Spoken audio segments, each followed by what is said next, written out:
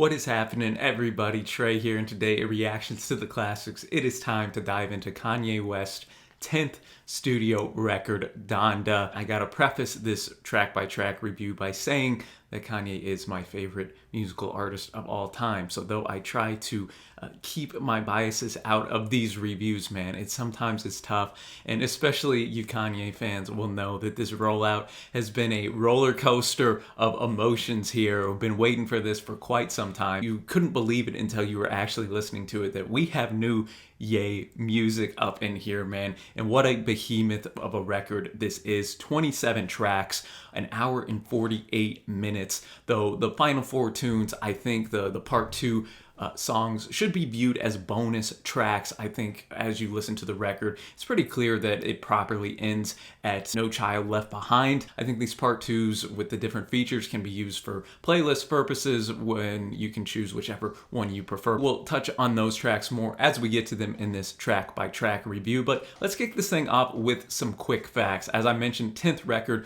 released this past Sunday, August 29th, 2021, named after, of course, Kanye's mother, Donda West, who passed away in 2007. Donda was such a big part of Kanye's life that when she passed away, that was obviously a big hit and blow to him. He's named his creative company Donda as well, and to honor his mom in this way, I think is really cool. She's featured on the record a couple of different times in her speeches as a way to kind of keep her spirit alive, if you will. This has its roots, honestly, back to 2019 when Kanye, a few weeks after Jesus is King was released a photo, him and Dre in the studio working on Jesus is King 2. Kept waiting. Then the next big thing that happened last summer, June 2020, it was announced that, Kanye's working on this record now titled God's Country. And then Kanye announced on Twitter the following month, July 2020, that it was going to be called Donda and it was supposed to be released that very same month. And then delays kept getting pushed back.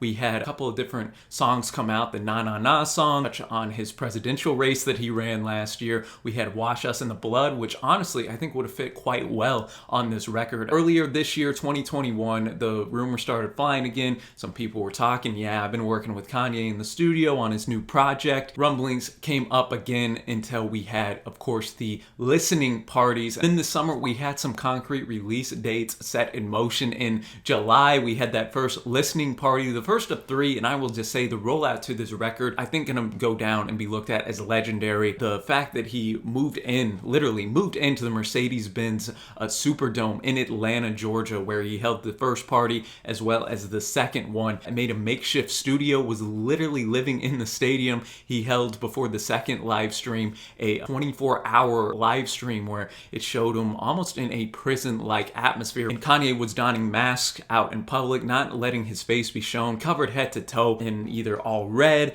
all black for his third listening party. And you just kind of felt, I was feeling a little bit of Yeezy type vibes, especially when that mask was coming on, just in his rollout here a little bit. The second listening party in particular, man, I was cued into Apple Music, as I know a lot of us Kanye fans were. So excited to see what was going to happen, and the way it ended so magnificently, taken up in the stadium hundreds of feet like he was ascending into heaven.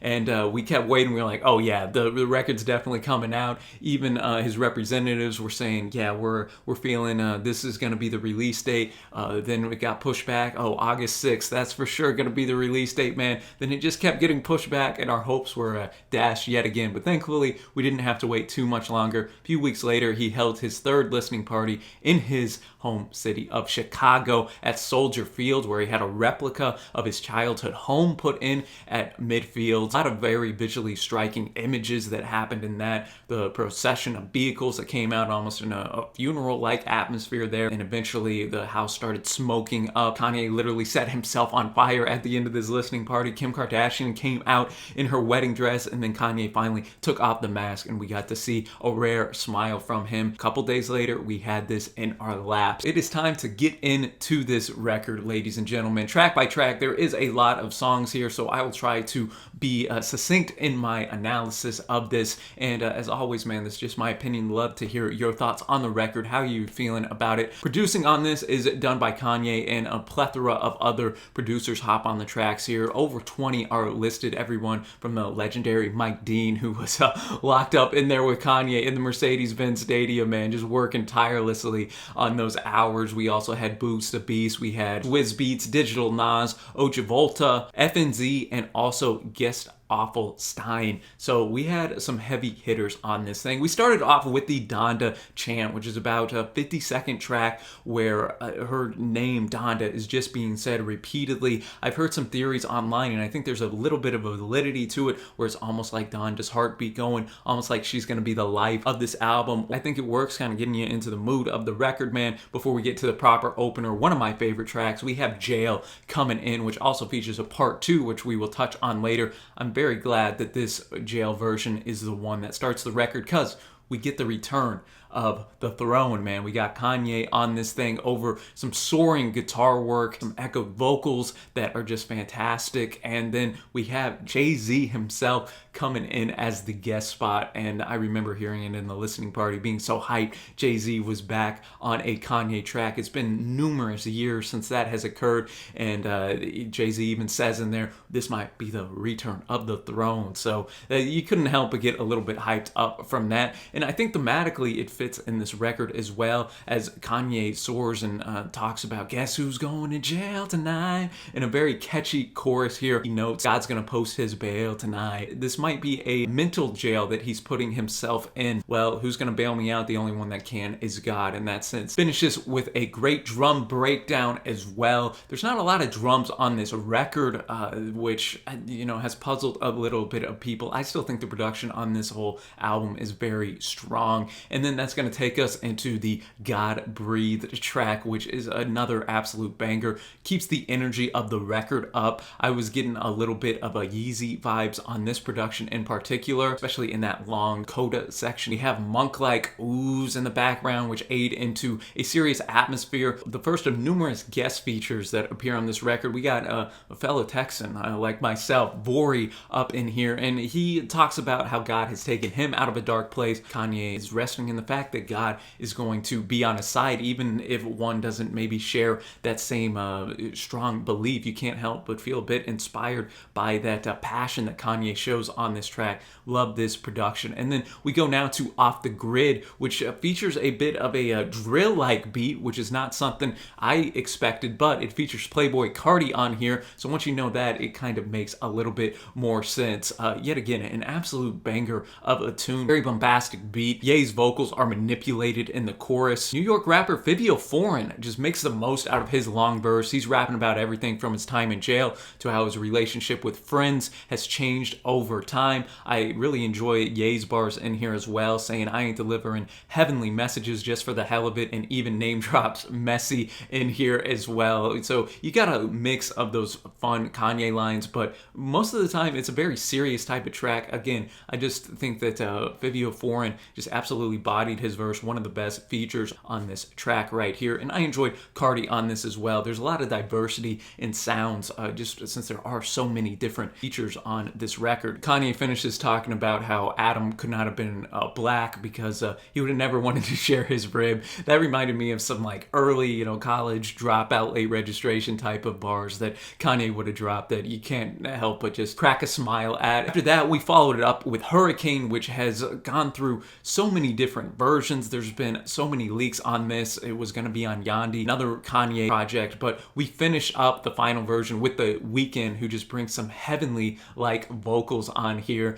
that man, they make you ascend, man. They make you ascend. It's like that SpongeBob meme where he's in there listening to music ascending up. That's how I felt whenever The Weeknd dropped on this joint. We also have Lil Baby on this, detailing how his life has changed, how he's not immune to pain, which Ye also touches on in the line, made the best tracks and still went off rail. Enjoy the humming, just the little part there by Kanye, man, it resonates for some reason. And yet again, the production on this is stellar. One of my favorite tunes, absolute fire. And then that takes us to Praise God, featuring Travis Scott on here, Baby Keem. Definitely a bit of a trap-inspired song right here. And unfortunately, man, this was a bit of a miss for me. Even after repeated listens, I really wanted to like this track with the talent involved, but it just didn't didn't quite work for me. And, Travis's feature didn't blow me away by any means. And then Baby Keem features on here, and maybe the worst feature, unfortunately, because he has almost half the track on here. It just seems like he's about to start constantly just gearing up, and you keep waiting. You're like, what's going on? And then at the end, they really auto-tune and pitch his vocals all the way up, and it just is a bit messy for my taste here. Still though, the beat is quite solid, and I can see how people will resonate to this one. It just wasn't for me. But we go from that song to Jonah, which is probably the song that's grown the most on me through listens. We again have Vori on here, bringing his really soulful and touching voice to this. Lil Durk is on here, giving us a peek into his world. Then Ye comes in. The chorus and production on this is a bit more minimalistic on here. I really enjoyed the line that only Ye could deliver that. And when you text, change the beginning of every word. You will only speak to me with no cap. There's some Ye classic bars in here, and I think that's one of them. Pretty on the ears on this, and then that takes us to Okay, which also has a part 2, and yet again, this one is a bit of a miss for me as well. Features Lil Yachty and Ruga. The production is intense and has some merit to be sure, and Ye's coming in with a fiery spirit, calling out other rappers for a lack of identity. But Lil Yachty is a bit lethargic on his delivery. I actually prefer Okay Part 2. That would have been a little bit better. Then we go to one of my favorites, Juny Watanabe on my What a fun line that is to say. We have Juny, which also has a part 2 later on in the record here. A very fun song. The organ comes in heavy. The organ, especially as we get to the second half of the record, is a prominent instrument in this production on here, and I can just never get tired of it. It's a 2.5-minute song. It's quite fun. Playboy Carti once again joins in the fray. Very anthemic lines. Better find God before he finds me. Devil, good night. Go to sleep.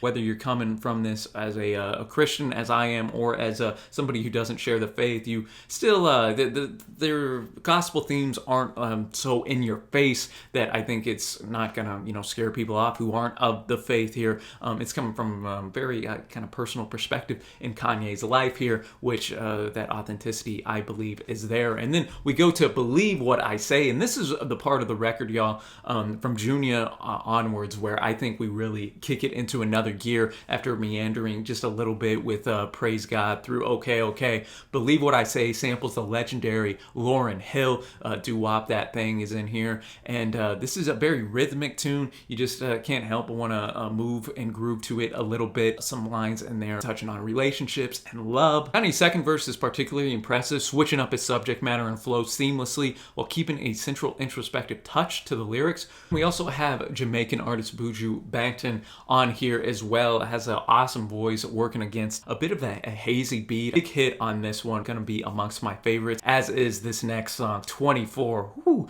This is where we really get that gospel feel and turn it up to 11, man. This one just touches your soul. One of the more underrated songs, I think, on this record. Definitely a favorite of mine. Got that Sunday service choir hopping in, and whenever they are involved in a track, it's about to be fire. That line, know you're alive and God's not finished, can apply to so many different contexts for people like us listening to Kanye himself, or maybe even Donda here. She's alive up in heaven. Her influence in this world and this earth through Kanye is not finished yet either. So this is one that's just absolute flames. Love it.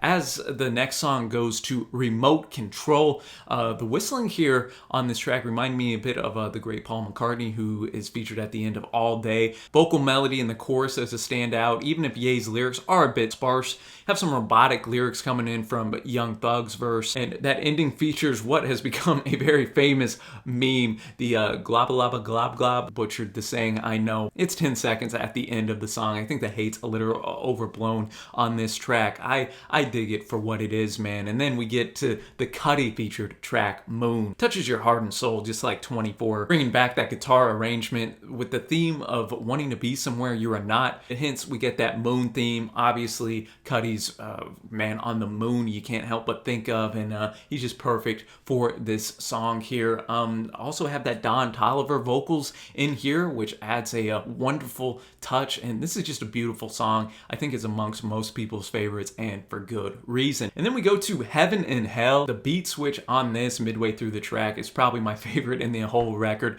This song goes absolutely hard. Kanye going back in the vault, sampling the 1975 song by 20th Century Steel Band's Heaven and Hell is on Earth, throwing it back to the College Dropout, the song Two Words. I was getting that on his delivery and just the kind of rhyme scheme of this song as well. So I thought Ye was hungry on this, and the beat was just fantastic. It's so short that once it's over, you just want to go and run this one back. Then we get a bit of an interlude, the title track Donda here, which features, of course, the woman herself, taking excerpts from a 2007 speech she did celebrating Gwendolyn Brooks, who was the first African American to win a Pulitzer Prize, and who Donda also quoted at the start of Praise God. I like that kind of themes are working together in this record in that regard. Tony Williams and the Sunday Service Choir are providing a bit of a gospel flair. I think it's a good way to honor his mother on this song. And then we go to Keep My Spirit Alive. Casey, who was getting our hopes up on Twitter all throughout this release, like, oh, I think it's about to release, and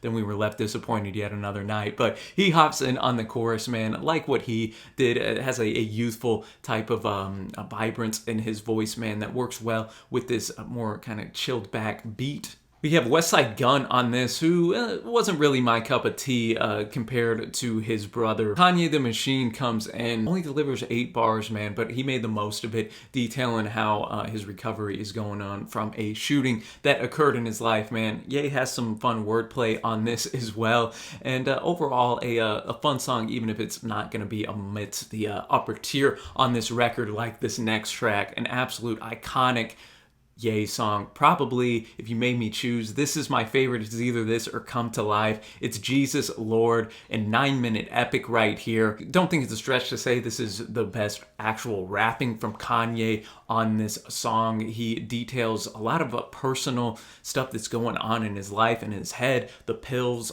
talking to even suicidal thoughts, man. He really opened up on this track, which I appreciated. If we just start with the chorus, tell me if you know someone that needs, and then we get backing vocals where it says Jesus Lord.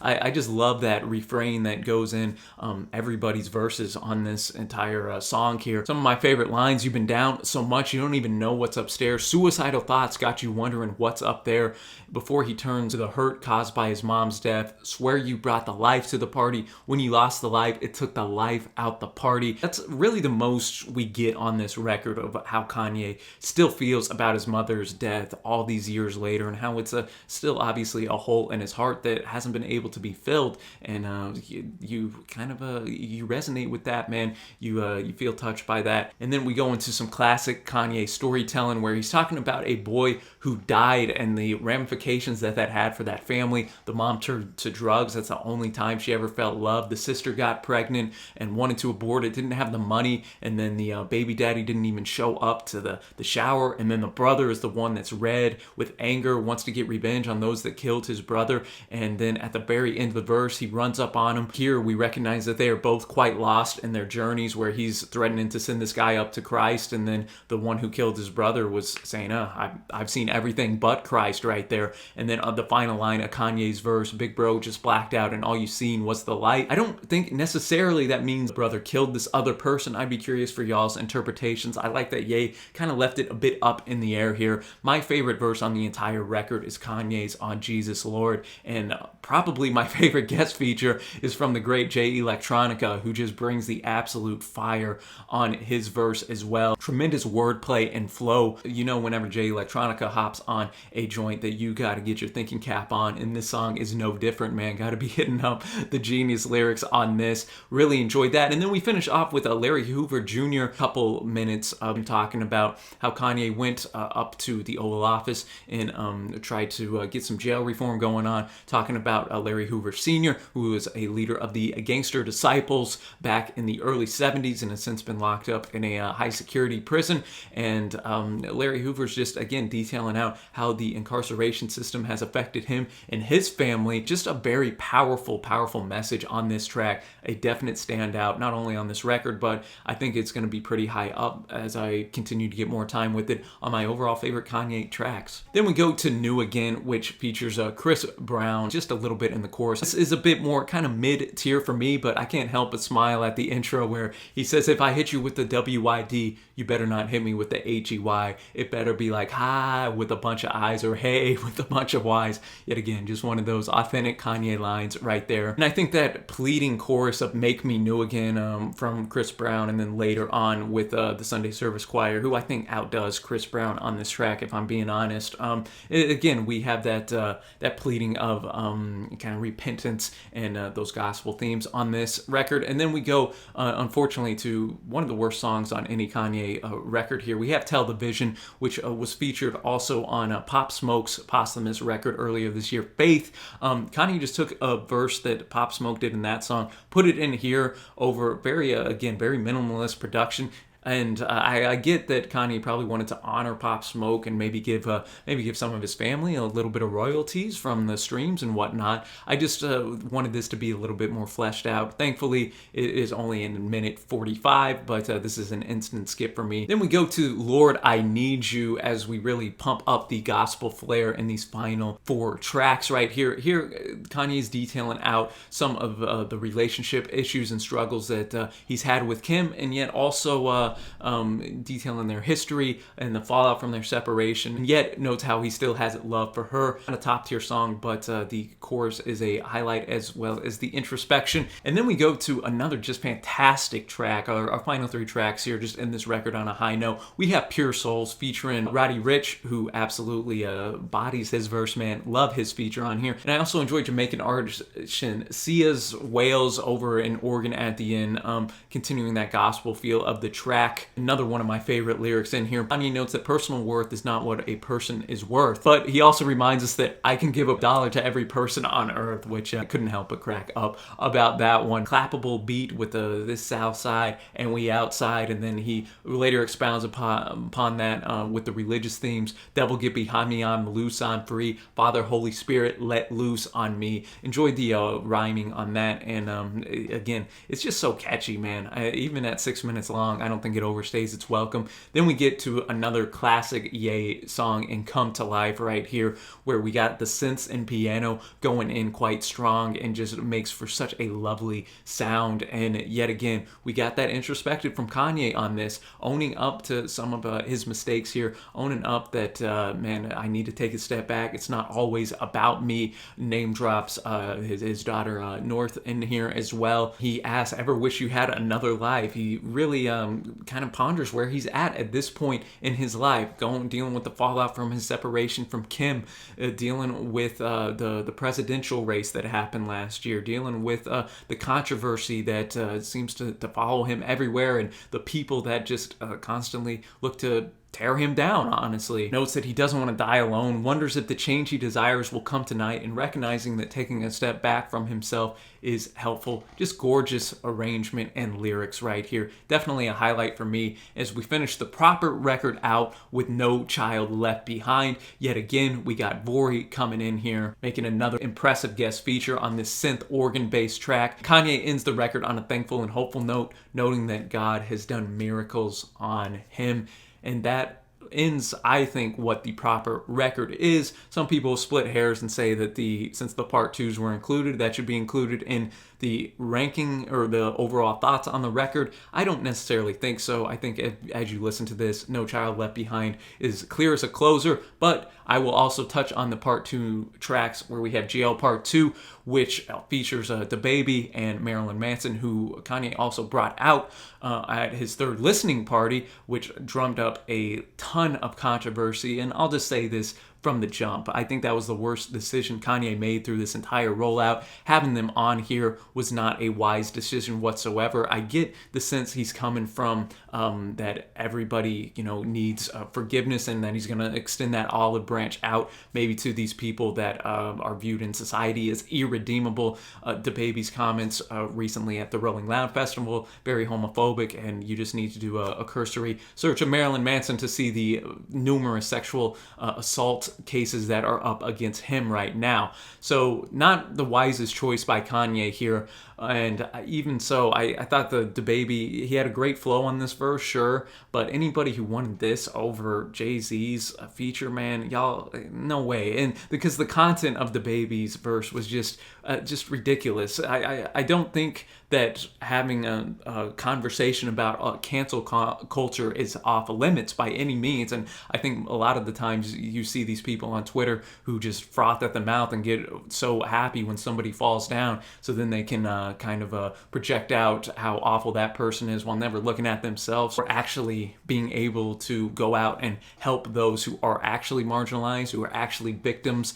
They seem to just love to sit and get on their keyboard and whatnot. So I really do think there is validity in talking about this, but having DaBaby jump on this, who's a multimillionaire, saying that because of his comments and the backlash that we're taking money from his daughters, that just didn't sit right with me whatsoever. Though hopefully there is the prophetic line in there about guess who's going to jail tonight, which is really the most prominent portion of Marilyn Manson's feature on here, and hopefully that'll be a bit prophetic in the coming months or years. Then we go to OK OK Part 2, which of all the songs on here, I didn't really want this to have a Part 2, though it is better. Shinsia again popping on here, but still not one that's you really have to go out of your way to listen to. Then we got Juny Part 2, where we have Cardi's verses extended, Ye's is shorted, and we have Ty Dolla $ign hopping in here. I like this one as well. And then we finish with Jesus Lord Part 2, which is a few minutes longer, keeps Ye's verse, keeps Electronica's verse, but we add the members of Locks up in here, man. I thought they all really did a fantastic job. It's really just a toss of a coin whether you prefer this or the original Jesus Lord more. If you want those extra verses at the end, you can go with this. If you just want to keep it a little more succinct, you can go with the album version. And that'll take me now to my favorite tracks, ladies and gentlemen. I am gotta give love to 24, to Jesus Lord, to Come to Life, to Moon, to Hurricane, to Jail. Heaven and Hell is very underrated. Junya. So many songs on here that I'll be returning to in the rest of the year, and just I think as time goes on. And now my overall score, and I want to get this out of the way at the start, man. There's been a lot of reviews that have already come out on this record, giving it, like 2 out of 5. I saw one review give it a 0 out of 5. Most of these reviews are spending more time on Kanye as the man himself. Kanye's not without fault, for sure. It seems most of these reviews I'm reading are queuing in on that and talking about the music not very much. And if they do, they just leave it with the simple, oh, this thing is bloated. Yes, could a couple of tracks been taken off? Of course, man. No doubt. And then that would have made a bit of a more succinct record, maybe a little bit more easy to listen to and accessible for most people. But I'll tell you, this album rewards repeat listens. The more I listen to it, the more I enjoy it. And even the songs that I'm not over the moon about, I still have parts in them that, get me hyped up or touch you emotionally. And yet again, man, Kanye really pushing the limits here, coming out with, I think, just a legendary rollout and a very, very strong album here. One of my favorites of this year, definitely top 5, and I'll be curious once the year comes to an end where it's going to place on my list. I definitely think it's his best work since The Life of Pablo, and I think you could even say it's almost like a gospel-inspired Life of Pablo mixed with, a bit of Jesus is King. Cover is also unique as well, and that is just a totally black square. Kind of makes me think a little bit of the Beatles' White Album in that regard too, as there's so many different styles on here. Some songs that are the highlight of his career, others that should have been pulled off, just like the Beatles' White Album as well. So all that to say, man, I was really impressed with this album. I was really hyped as a Kanye fan that he delivered this, and he's still out here making music that hits, man. It's hitting me at least. So I'm gonna settle in at a 8 to 5 for me right now on this, and I think this is gonna be one that, as the years go down by the line, it's gonna be appreciated more and more, or at least I hope so. I want to hear your thoughts. What are you feeling on this album? Thank you all for stopping by, man, and also want to take this opportunity to preview later this month. My dad, Sean, and I will be sitting down and starting a series ranking all the songs from every Kanye record, starting with the College Dropout and moving on, ranking the songs from worst to best. That's going to be a really fun time, and after those videos premiere, we're going to segue into listening parties for each of those albums. So hoping by the end of September here, we'll have the College Dropout ready to go. Should be a fun time, so be sure to hit that big red subscribe button and that like if you enjoyed this review, man. And you can check out our Patreon page as well, or our Facebook group, Discord. Got a great community of music lovers here, man, and just excited to talk about this record today, and I hope you enjoy the record, and if not, hey man, hopefully at least you enjoyed the review. Until next time, y'all, thanks so much for watching, happy listening, and I will see you.